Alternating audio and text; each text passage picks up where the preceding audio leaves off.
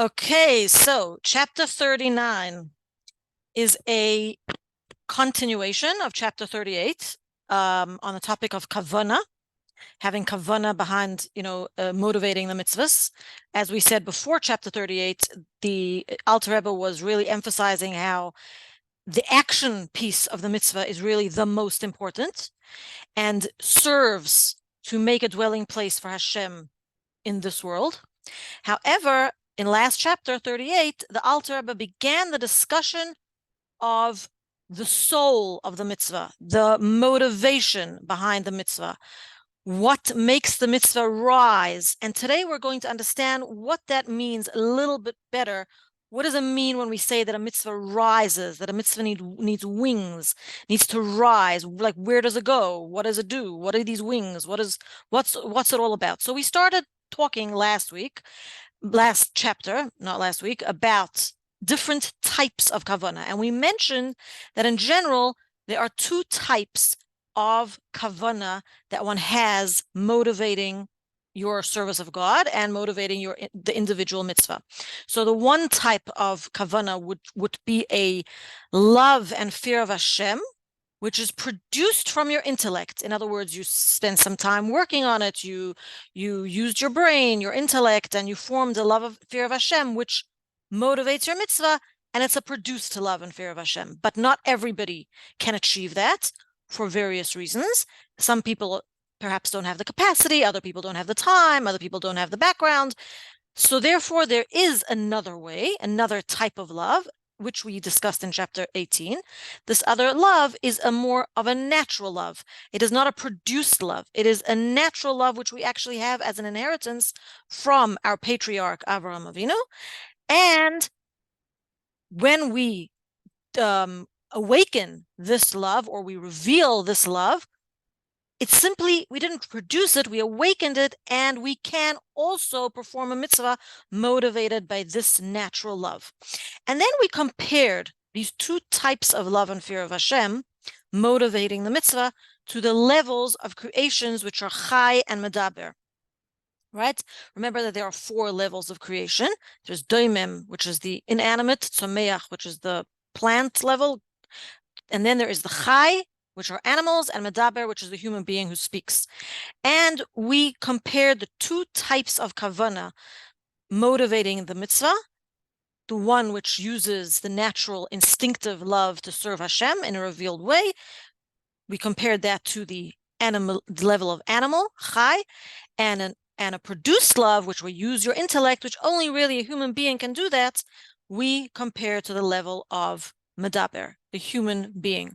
And now we're going to go into that a little bit deeper.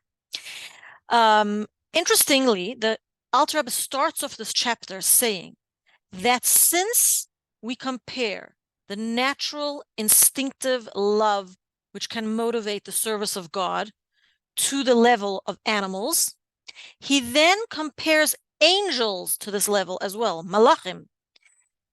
The Alter Rebbe starts talking a lot in this chapter about angels, about higher worlds. So if anyone likes this kind of woohoo topic, this is the chapter.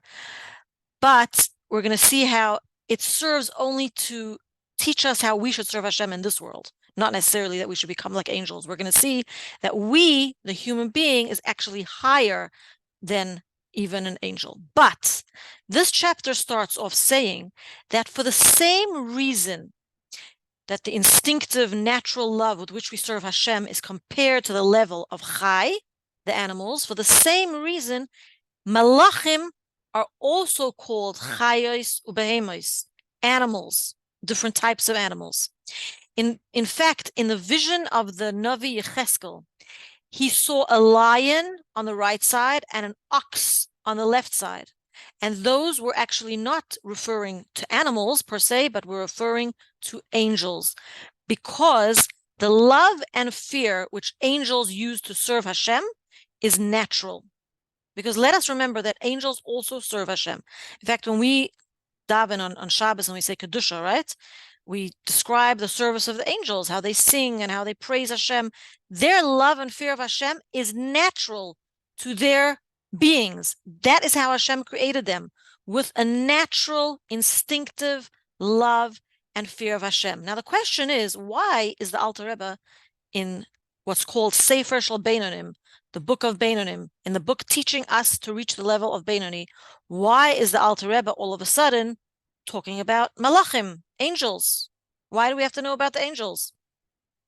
So firstly, the Alter Rebbe is bringing the example of angels to show us that, let's say there is a Beinoni who serves Hashem not by a produced love from his intellect. He's a Beinoni. He's really on the level of the Beinoni. And just to remind everybody that the level of the Beinoni appears to be similar to that of a tzaddik, but that the Beinoni's expressions of his soul are controlled, not that his soul is transformed. The tzaddik does not have an animal soul disturbing him and confusing him and bewildering him.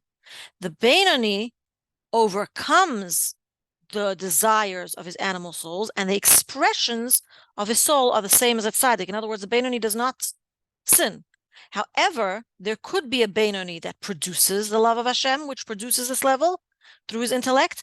And then there's also the Beinoni, which instead of using his intellect for whatever reason to produce that love and fear of Hashem to motivate his avodah, he awakens the natural love that every Jew has as an inheritance from Avraham Avinu.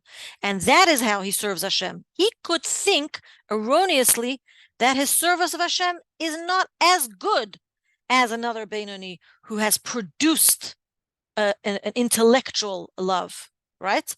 And so therefore the Alter Rebbe comes along and says, your service of Hashem is actually just as good as the angels. Don't worry about it. The angels serve Hashem on a pretty high level. We're going to actually see in this chapter how the human being has a higher potential than angels.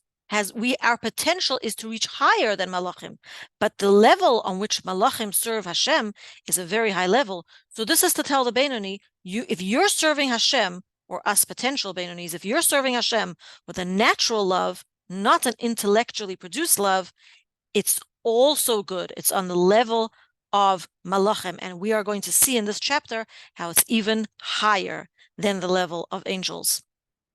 Now, the souls of tzaddikim, okay, now let's talk a little bit about the four worlds.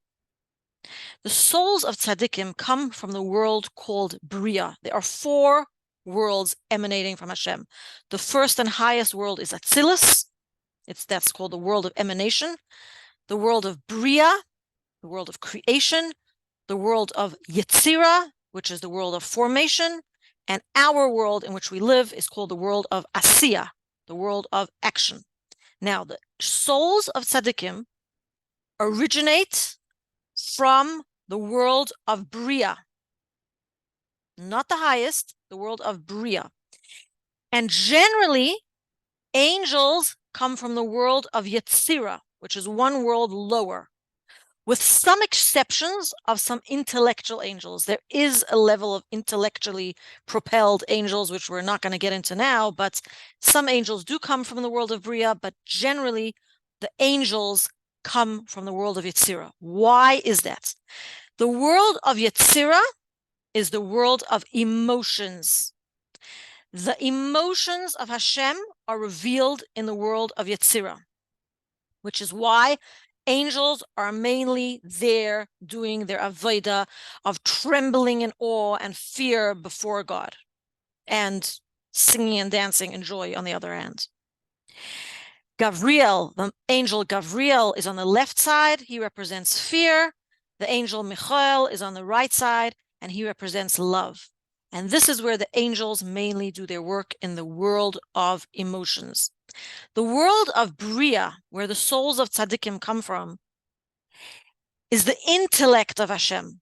It is the Chachma, Bina, Das of Hashem, which is the source of emotions. Remember that when we discussed in the very beginning of Tanya, we discussed the 10 attributes. The 10 attributes are divided into two.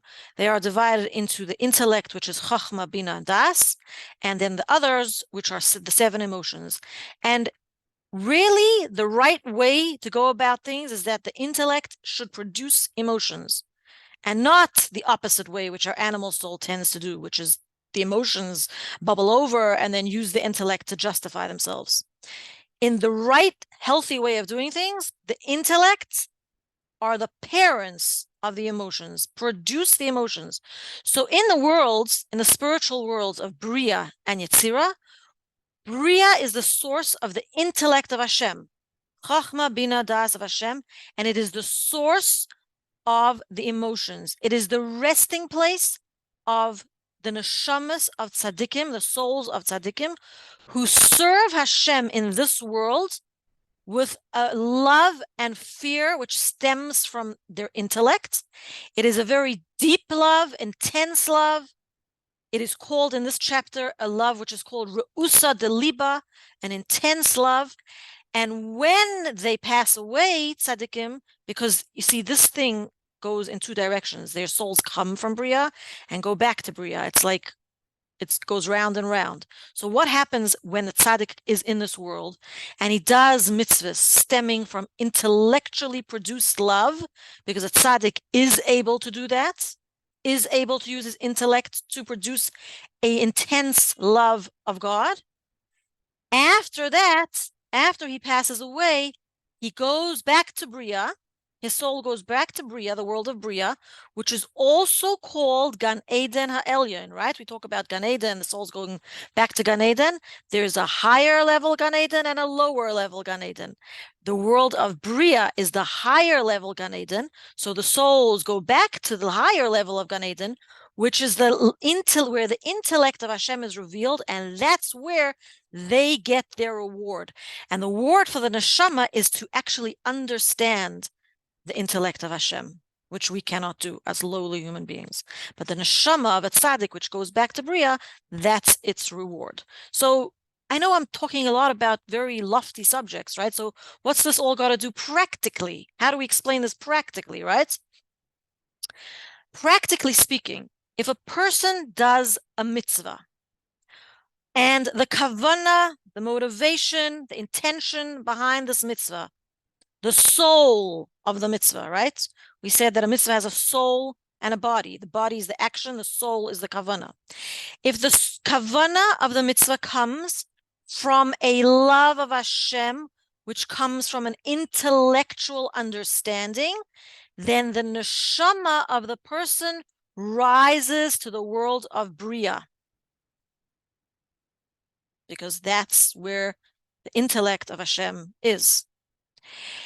If a person does a mitzvah and the kavanah or intention or motivation behind the mitzvah comes from the natural love, from a natural love which he awakens and reveals, his neshama goes to Yetzirah, the world of Yetzirah, where Hashem's wisdom is not revealed. However, now we're going to see how amazing we are and how we are higher than even angels. Because, to confuse everyone a little further, the neshama is made up of 5 levels. Remember? We've mentioned this before. The neshama is made up of nefesh, ruach, neshama, chaya, yechida. We're going to be discussing the levels of ruach and neshama. Even a tzaddik who does a mitzvah from an intellectual understanding, the part of his neshama which goes to the world of Bria is the level of neshama. The level of ruach, even of tzaddikim, stays in Yetzirah. So it's taken for granted that when a person does a mitzvah with kavanah, their neshama goes to Yetzirah. In the case of a tzaddik, the level of neshama, if he's done the mitzvah with an intellectual understanding, also rises to Bria. So rises even higher, right? But very interestingly, even people who do mitzvahs with a natural love, and therefore the neshama rises to the world of Yetzirah, on Shabbos and Yom Tov, the neshama rises to the level of Bria, independent of what kind of kavanah you used to do your mitzvah. Have you ever heard that on Shabbos we get a neshama yesera, an extra neshama? It's not actually an extra neshama. We don't all of a sudden get 3 neshamas, but our neshama rises to a higher world, higher than malachim. And why is that? We're higher than Malachim. We don't even have to be a tzaddik to reach the level of Bria. So let's just recap for everyone not to get confused, right? So you're a tzaddik, you have a very fiery, intense love of Hashem, you therefore do a mitzvah, your neshama goes to Bria. Yay. The level of neshama, anyways. Ruach stays in Yetzirah. You're a regular person, you may learn Tanya and you may really put an effort to develop an intellectual love of Hashem. So sometimes your neshama may rise to Bria because you did a mitzvah out of this intellectually produced love. But mainly, more often than not, we are revealing a love of Hashem that we have from our patriarchs, and therefore our neshama goes to the level of Yetzirah. But on Shabbos and Yontif, doesn't matter how we did that mitzvah, with what kavanah we did that mitzvah, as long as we had the intention of loving Hashem and therefore serving Him, our neshamas rise to the level of Bria, higher than Malachim, which are in the world of Yetzirah. And why is that? Because unlike angels, we human beings have free choice. Malachim do not have free choice. And through this free choice, we are able to subdue unholiness. And therefore, we gain the reward that on Shabbos and Yontiv, our neshama rises higher. And it doesn't matter how you subdued unholiness. It could be through sur meira, in other words, distancing yourself from doing evil, avoiding sin, or asay tov, doing positive mitzvahs. Could be from both ways of avodah, but because you had free choice and you decided at that moment either to avoid sinning or to do a mitzvah when you could have been doing something else, the reward is that your neshama on Shabbos and Yom Tov for sure reaches a higher level to the world of Bria, where Hashem's intellect is revealed. But now we're all going to get a little bit more confused. In these worlds that we talk about, and remember, we're talking about the worlds, but we don't truly, really grasp what goes on in there, but it just gives us an added dimension to our Avodah. These worlds, much like our world, have a revealed and hidden part to them. In our world, generally, Hashem is concealed, correct? Hashem momentarily becomes revealed when we see a miracle or when we come in contact with tzaddikim. We also reveal Hashem in this world by doing mitzvahs. But in the superior worlds, in the worlds higher than this world in which we live, there is also the hidden and revealed part of the world. The revealed part of the world is just like the world, the structure, as if you would say the house. It's not really a physical building. It's not a physical structure, but it's the form. We call it the form of the world. And then the revealed parts of the world are actually the attributes of Hashem. So each world has, in addition to being just a place, a world, has in it all 10 attributes of Hashem on the level of that world. So therefore, Bria has the 10 attributes of Hashem on the level of Bria. Yetzirah has the level of Hashem on the level of Yetzirah. And our world also has the 10 attributes of Hashem in this world on the level of Asiyah. So very interesting what happens when we do a mitzvah. There is our neshama, and then there is also the mitzvah. So what happens when we do a mitzvah? We're talking about kavanah. We've been speaking about our neshama rising, right? So this is a benefit to us. When we do a mitzvah with kavanah, with love and fear of Hashem, whether it's from the natural, instinctive love that we have, or it's from a love that was produced through our intellect, our neshama can reach a higher level, right? So if you do a mitzvah according to the natural love, our neshama will rise to Yetzirah, into an intellectual love to Bria. But the mitzvah itself attaches itself to Hashem himself. In other words, to the attributes of Hashem in this world, in those worlds, into the revealed parts of Hashem in the world. So if you're doing a mitzvah propelled through intellectual love, the mitzvah itself becomes attached to the 10 spheres of Bria, the revealed parts of Hashem in Bria.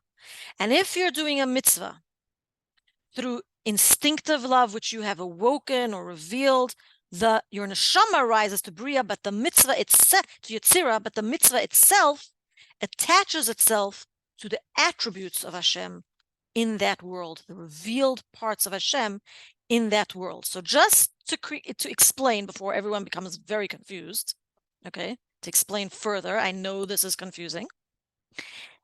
The neshama, our neshama is a created condition, correct? Hashem created our neshama.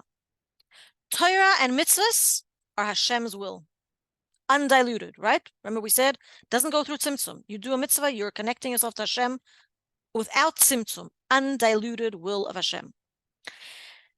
The neshama, when you do a mitzvah, rises to a world.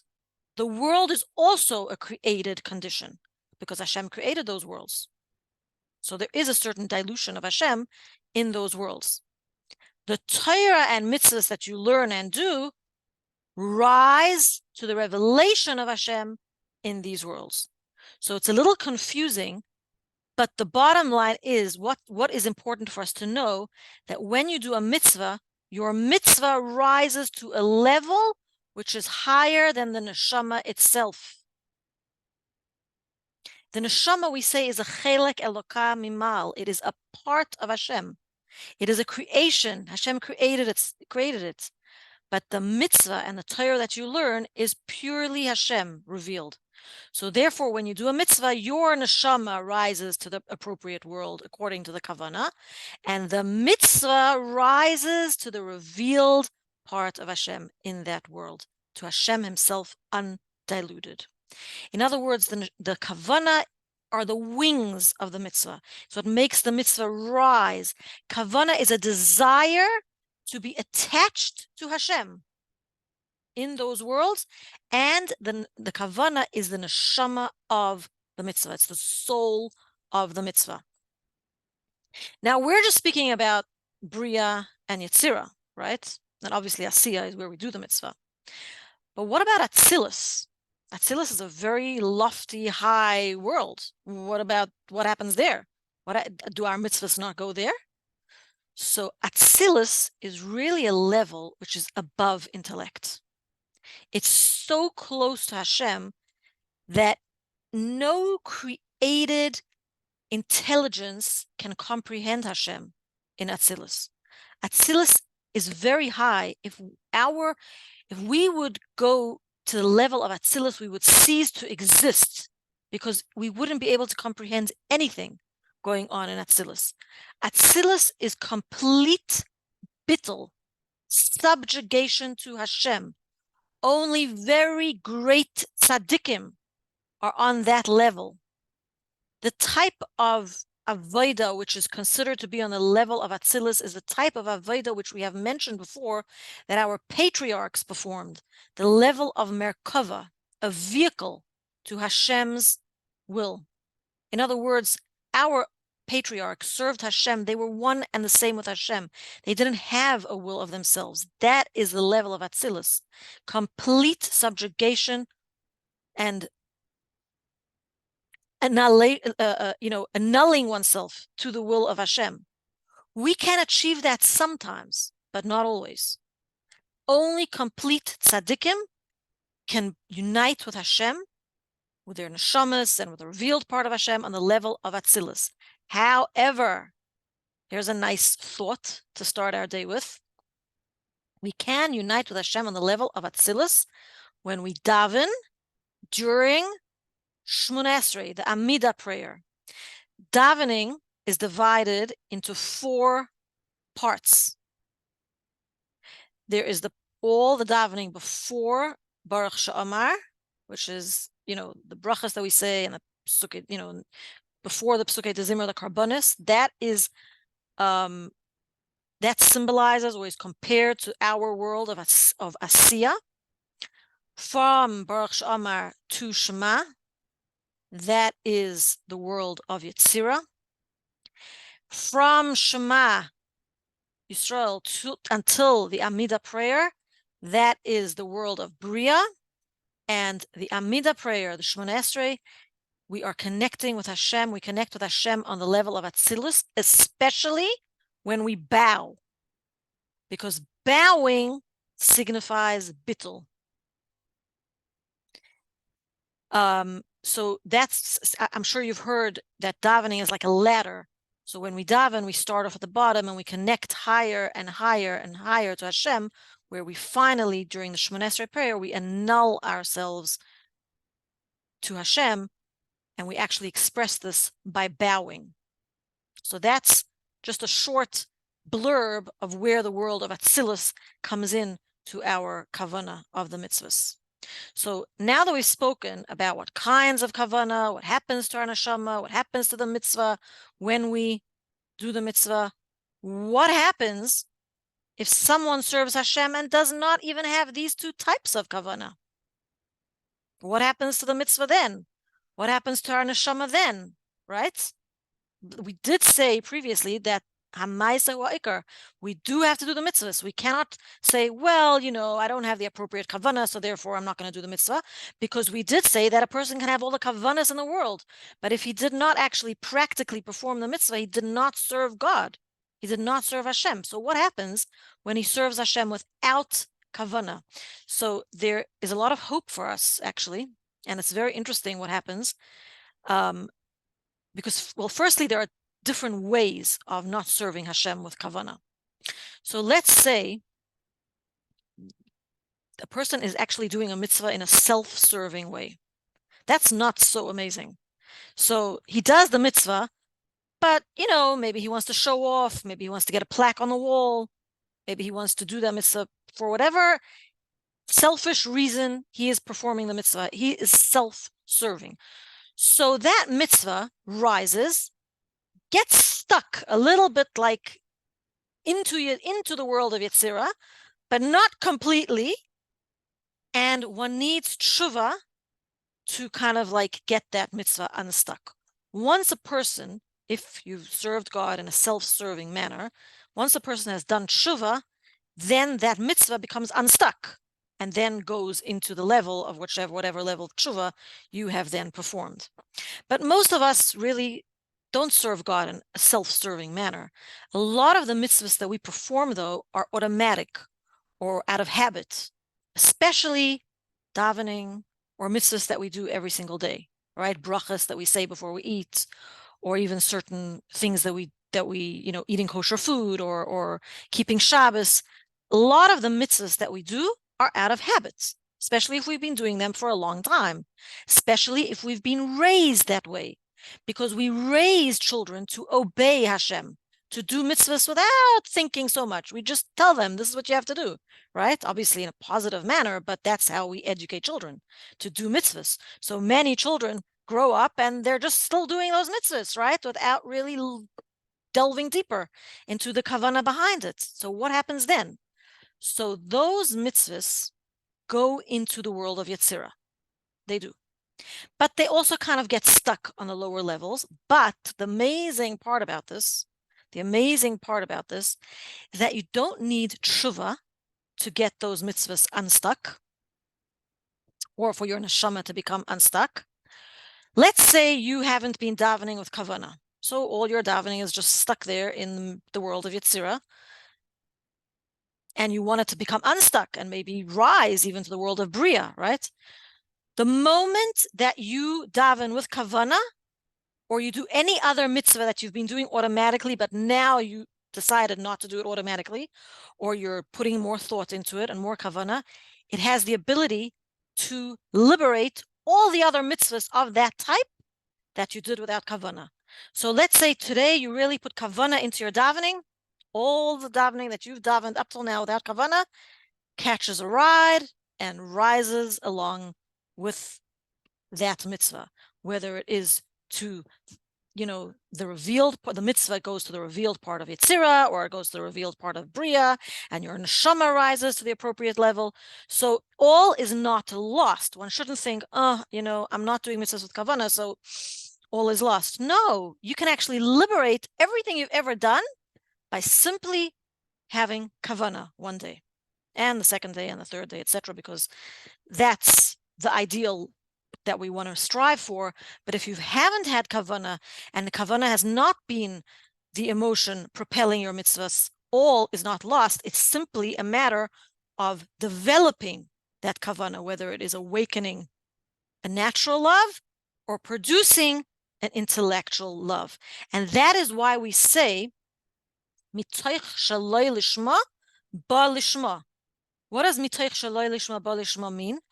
If you don't do the mitzvah for the sake of serving Hashem, eventually you will come to do the mitzvah for the sake of serving Hashem, because actually you have to start at the bottom. That is why we educate children to do mitzvahs simply to do them. Because the way of serving Hashem with love and fear is that there are two levels of love and fear. And one cannot reach the higher level of love or the higher level of fear without first bypassing the lower level.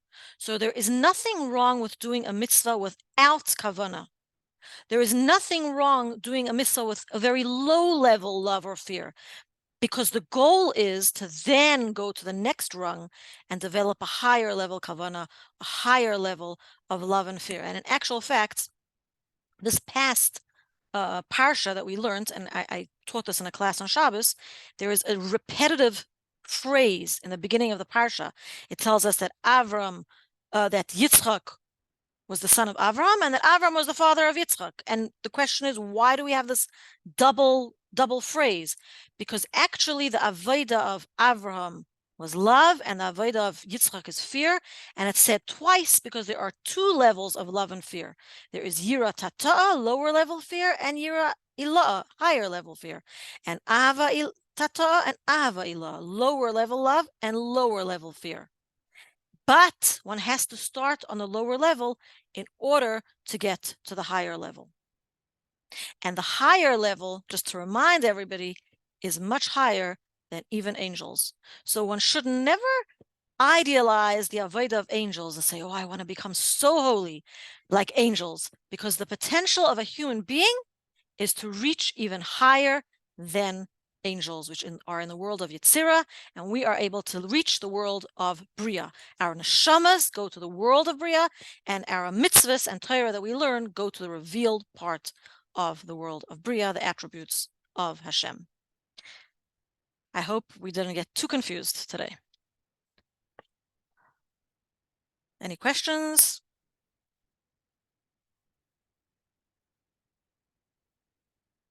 Unmute yourself, Chaisara. So I have a lot of questions, but Sure. I'm actually going to listen to the class again, because what I'm missing, and I'm embarrassed to even say this, is that you say that neshamas rise to the level of, right? I understood what you were saying, the mechanics of it. What does that mean? Neshama. So again, we really don't know what that means. We can learn deeper discourses, I'm sure, that explain it better. The bottom line is that we really don't know what it means. That's the real truth of the matter. It's not revealed to us exactly what it means. When it will be revealed to us is when a person passes away and reaps the rewards. Then the neshama actually, especially of tzaddikim, rises, let's say, to the intellectual level of bria, and understands. Even tzaddikim don't understand in this world. So what's important for us to know is why we need to have kavanah, so that our mitzvahs can rise higher. So because that's what Hashem wants. So that our neshamas can rise higher. That's our benefit. That's a favor Hashem does to us. Right? It's to our benefit. When our neshamas rise higher, what does that mean? It means we have more Hashem revealed in our lives. We have more godliness revealed in our lives. That's really the practical application. The more mitzvahs we do with more kavanah, the more Hashem is revealed. And that's what that means, that it rises higher. And also, I think the big takeaway of this parak is that we really can reach higher than angels. We have such a potential.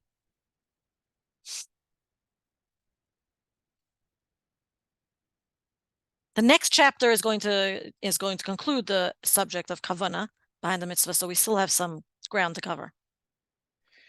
So how come there is this big thing about this people, simple people, saying Tehillim from the bottom of their heart, like they don't even know what they're saying. They don't even know how important it is. They don't have to know what they're saying. They just have to know they love Hashem. And those simple people actually love Hashem sometimes on a level Right. of which is called emunah pshuta, which, when people start learning and using their intellect, then the emunah becomes a little mixed in with intellect, and it's not a pure faith. Right. The level of pure faith is an intense love of Hashem on a natural level, maybe. It's not intellectually produced, but it's a high level. So why don't we learn about that versus all this? Well, Shara know, Yichud Ve'emunah, which is the next part of Tanya, is actually the goal of Shara Yichud Ve'emunah is to undilute the Emunah, actually, because the goal of Shara Yichud Ve'emunah is to teach all there is to understand Hashem according to logic, and then the rest is pure faith. Because Emunah is not logic. I mean, we're going to get there eventually, right? But that's the whole point of separating, because we sometimes, when we believe in Hashem, we have a lot of rationalization mixed in. Pure faith has no intellectual rationalizing involved. So how do people who don't learn Hasidus leave? I don't know. Well, I do know. Actually, I do know. There and there, I'm Ashreinu that we learned Hasidus because no, because we did mention last parak. I think, I don't know, I'm not sure when we mentioned. We did mention that there are two kavim, there are two ways of serving Hashem. You could serve Hashem for what you're going to gain in Olam Haba. And even in this parak, we said, you're going to do mitzvahs produced from an intellectual love. You know what's going to happen? Your neshama is going to go after Gan Eden, to Gan Eden HaElyon, and is going to understand and is going to have rewards. And you could concentrate on what your neshama is going to gain, and that might be the motivation behind your mitzvahs. And on the flip side of that, what punishment you might receive for doing averos. Or we have Hasidus, who tells us, don't worry about yourself so much. Let's do mitzvahs because we're serving Hashem and we're making a dwelling place for Hashem. Don't do an avera, not because you're scared of punishment, because that's yirat hatzah, by the way, but because you don't want you have yiras haroimamus. Hashem is so great. You don't want to be separated from this great Hashem. So I think the world nowadays is imbued with Chassidus. It's like the Baal Shem Tov had that dream, and he said to Mashiach, when are you going to come? And Mashiach said, even people who don't think they're learning Chassidus are definitely learning Chassidus, because these ideas have spread to the world in such a monumental. Maybe not to everybody, but so we have more work to do in the meantime. Hannah. Yeah. When I was just running through my mind when you were talking about, if you've been doing these mitzvahs and you really haven't had kavanah or whatever, and then all of a sudden you awaken and you start to daven with kavanah, do the mitzvah, the bracha. Is it along the same lines as when, let's say, if you didn't go to the mikvah all your married life, and then you go, even though you no longer can possibly have a child or have a menstruation or whatever, and then you go to the mikvah that one last time, and then it retroactively does everything that it was supposed to do along. So that's actually even on a higher level. That's actually on a higher level. That shows us how tshuva can transform a sin. That's even higher. This, you simply have mitzvahs which are a little bit stuck, but it's not so hard to unstuck them. Unstick them. You basically, all you have to do is have kavanah. The tshuva, that is even more amazing, because what you're doing is, why did a person do tshuva? The person decided to go to the mikvah. Why did they decide to go to the mikvah? Because they're feeling far from Hashem. So therefore, the sin in the past serves a positive purpose. The sin serves a purpose to make you feel far from God. And therefore you do tshuva, you go to the mikvah, for example, in your example, but it could refer to any sin, right? And that's how we don't only remove the sin, but we transform the sin, which is even a higher level. But it takes a little bit more work than simply having kavanah. So it's even on a higher level. Yeah. But it's the retroactive part about it maybe is similar. But the point over here is that the retroactive part is amazing because Hashem's just all these mitzvahs and things that you're doing with our kavana are just basically collecting over there in the world of Yetzirah, waiting for you to come along one day and say, kavana, and then all of them rise as once. There's a story about a chassid who's, I don't know why, his tefillin was found puzzled and he hasn't been checking it for a long time. And instead of being like bitter that he was putting puzzled tefillin who knows how many years, he was overjoyed that he was now putting on the kosher tefillin. Right. So, that famous story of the Rebbe, I don't know all the details, of someone who was going to marry a non-Jew. And he went, his parents took him from one rabbi to another rabbi, and no one was able to convince him. And they said, please just try one more thing, go to the Rebbe. And he thought he's going to come and hear the same stories and no one's going to convince him. And, and he walked into the Rebbe and the Rebbe didn't say anything much to him. The only thing that the Rebbe said to him is, I'm jealous of you. And he was like, what do you mean? Like, you're jealous of me? Like, I'm going to marry a non-Jew? The Rebbe said, I don't have that opportunity to overcome my Yetzer Hara, to overcome the temptation. You have such an opportunity to transform, to subdue unholiness. And it actually made him rethink, and he did not marry the non-Jew. There's more details to the story, obviously, but...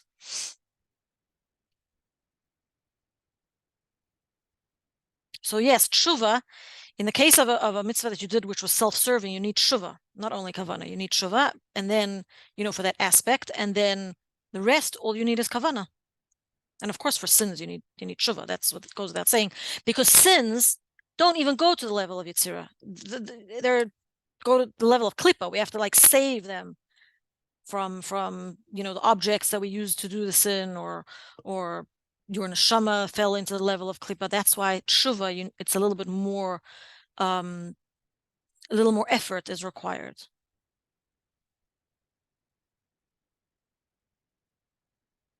Anna. Yeah. I'm just going to say right here that I don't think you're going to get my notes today. I have to listen to the class maybe 3 more times before they would become anything that anybody could understand. No, I always feel bad. People say to me, "Oh, it's so abstract." My intention is that Tanya should be so practical, right? But it's a lot of information. This chapter has a lot of information, right? So I suggest you don't listen to the class 3 times, but listen to it in parts. Like, in other words, listen to the first 10 minutes. And then listen to another 10 minutes. That's how I do it when I have to catch up with my notes, because the notes are invaluable to me and to everyone else. That's what I go over on every Shabbos, is the notes. That's amazing. Wow. That's my avodah on Shabbat, is to go over those notes in the morning before I go to shul. So I read them, and it's really important to me, and your class is really important to me, and I really thank you from my heart for giving this to us, this gift. Thank you. It's my privilege. I get to review it. I get to internalize it. I love it. So, and it's the Alter Rebbe, not me. So